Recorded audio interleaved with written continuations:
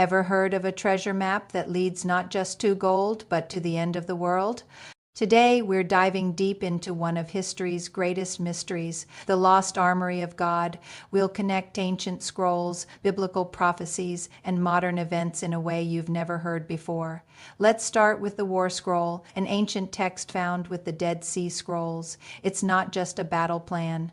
It's a prophecy. It describes a cosmic war between the sons of light and the sons of darkness.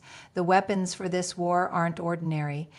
They are the hidden treasures of Solomon's temple shields, trumpets, and garments, reactivated for a final divine conflict. Think of it like this: the scroll turns a simple inventory into a prophetic blueprint. Chapter 3, the War Scroll and the Revealing of the Hidden Armory. 1. The Rule for the War of the Sons of Light. The War Scroll transforms inventory into prophecy. Its columns describe how the hidden treasures, shields, trumpets, garments are reactivated in a cosmic war against darkness.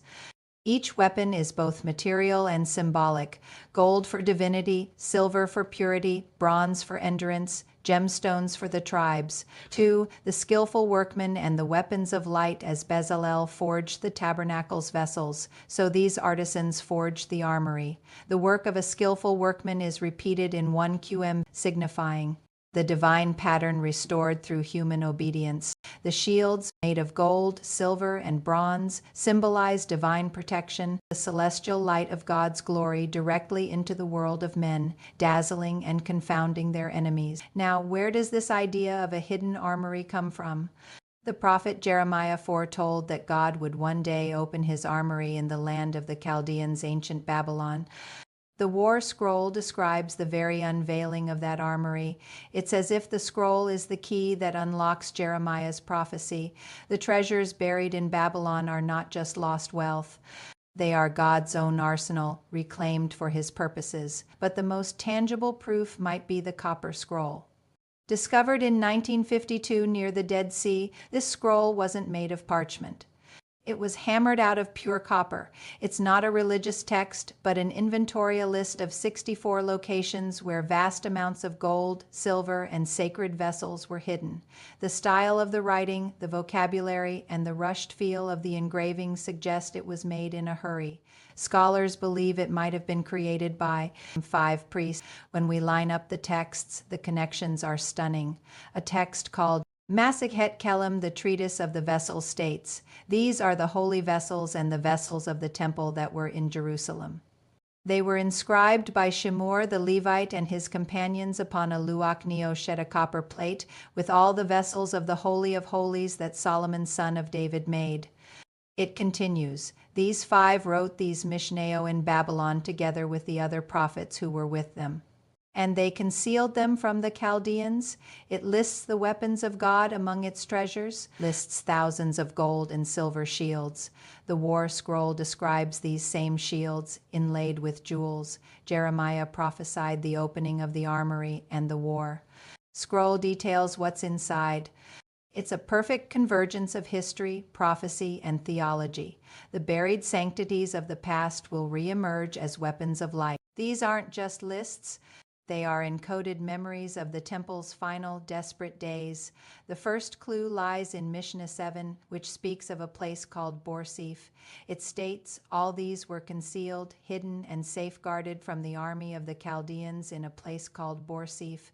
Borsif, also known as Borsippa, was an ancient city southwest of Babylon. The very first cache of temple gold, sacred scrolls, and other treasures was hidden right there. It was the first secret vault established in exile.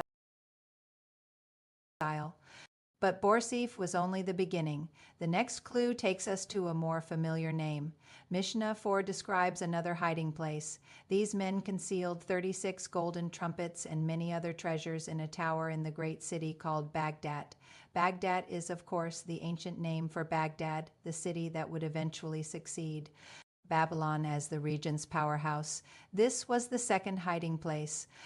The mention of 36 golden trumpets is electrifying. Why? Because it creates a direct link back to the war scroll from Qumran. The war scroll describes in detail the priestly trumpets used in the final battle, the trumpets of assembly, memorial, alarm, pursuit, and reassembly. The number and function align perfectly. In the hands of the sons of light on the battlefield, the connection is unmistakable. The links don't stop there. Mishnah 9 details another category of hidden items, the sacred garments of the priests. It says 12,000 garments of the Levites, with belts, the ephod and meal of the high priest. All were concealed until the future to atone for Israel in the end of days. These weren't just everyday clothes. They were holy vestments imbued with spiritual significance for atonement. Now let's look back at the war scroll. It describes the priests on the battlefield wearing specific garments for battle: white linen, adorned with violet, purple, and crimson thread. These are the exact colors and materials of the priestly vestments. The garments of atonement, hidden away for centuries, were destined to be transformed into the armor of the Holy Army. The vestments of the temple become the uniforms of divine war.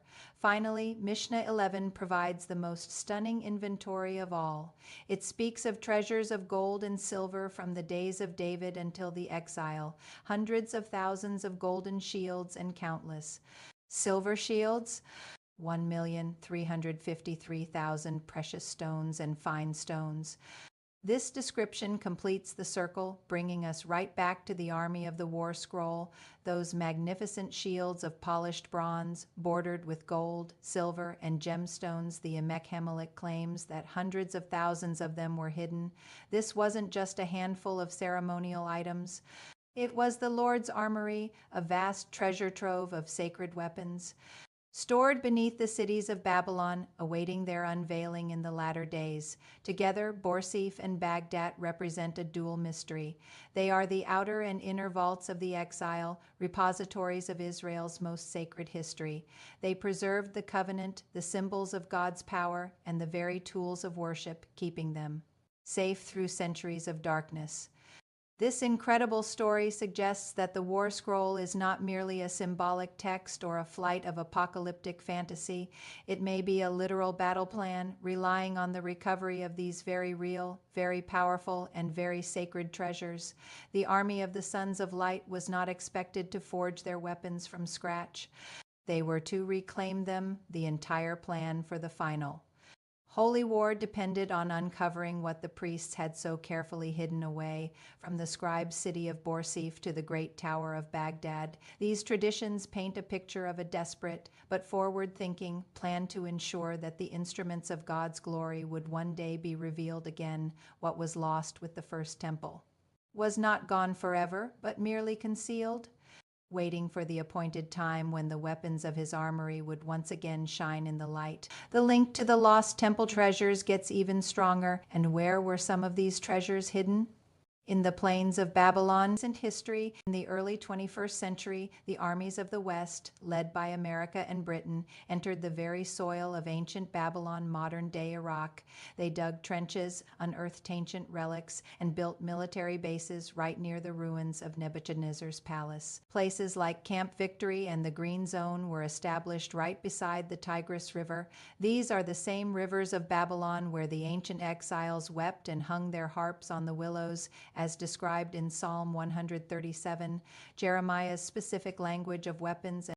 Now consider this verse from Jeremiah 50. Listen.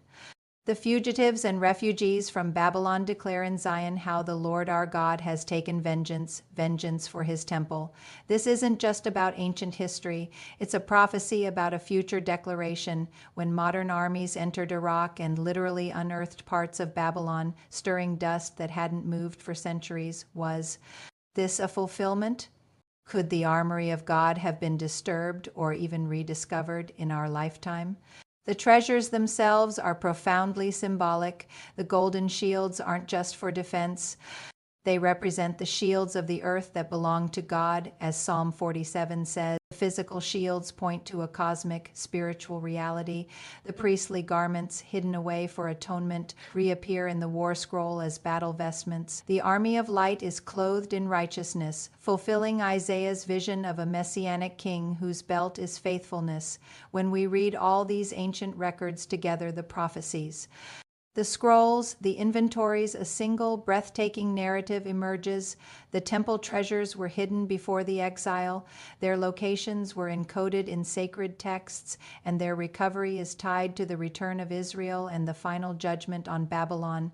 The hidden vessels of Solomon, the buried scrolls of Qumran, and the ruined towers of Babylon are all pieces of one giant puzzle. So the modern conflict in Iraq can be seen as a historical echo of this prophetic pattern. Babylon, it seems, was destined to be struck twice by the sons of the West, who unwittingly stepped onto a prophetic stage. The war scroll describes a war weaving together two major biblical prophecies.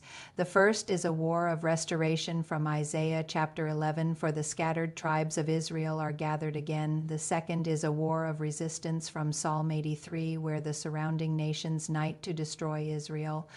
Isaiah's vision is incredible. He says God will set up an ensign for the nations to assemble the outcasts of Israel. This announcement. Banners are described in the war scroll, where each tribe marches under its own standard bearing the name of God. Psalm 60 speak of the same war, asking, "If will God go with our armies?" It declares, "Thou hast given a banner to them that fear thee, that it may be displayed because of the truth." It's a picture of scattered people becoming a unified, divinely led army. Then Isaiah says something truly strange. They shall fly upon the shoulders of the Philistines. In ancient times, armies didn't fly. This had to be a prophecy for a future age, an age of aerial warfare. The Philistines lived on the coast in modern-day Gaza. The prophecy points to a conflict that looks remarkably like the world we live in today. Armory suddenly sound very real when you consider the modern conflict unfolding on that same ancient soil. Psalm 83, enemy confederacy, and Jeremiah's judgment and Babylon are fused into one epic campaign in the war scroll. Synthesis. The scroll's prophetic mosaic column 2 of the war scroll shows how thesans of Levi, Judah, Benjamin, once scattered and in exile, return in unity to fulfill the ancient prophecies. Isaiah 11 anticipates tribal reconciliation. Psalm 83 identifies Zaglabal conspiracy against Israel's identity. Ezekiel 25 reveals the enemy's amicary and desecration. Obadiah 1 declares the victory of the exiles, reclaiming territory once lost. The war scroll transforms these prophetic voices into apocalyptic action. Israel's unity is not passive, it is martial. The wilderness is not exile, it is preparation ground. The enemies are not just political, they are aligned with Belial, the spiritual adversary.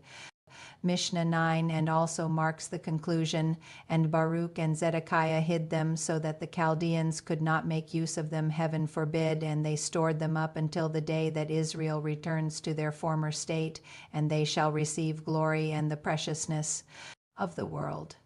When there is found for them a man, David, son of David is his name, and there shall be revealed to him the silver and gold, when all Israel shall be gathered together, and they shall make a complete pilgrimage to Jerusalem. Thanks for joining us on this incredible journey through ancient mysteries and modern prophecies. If you found this fascinating, make sure to like, subscribe, and hit the bell so you don't miss our next deep dive. See you next time.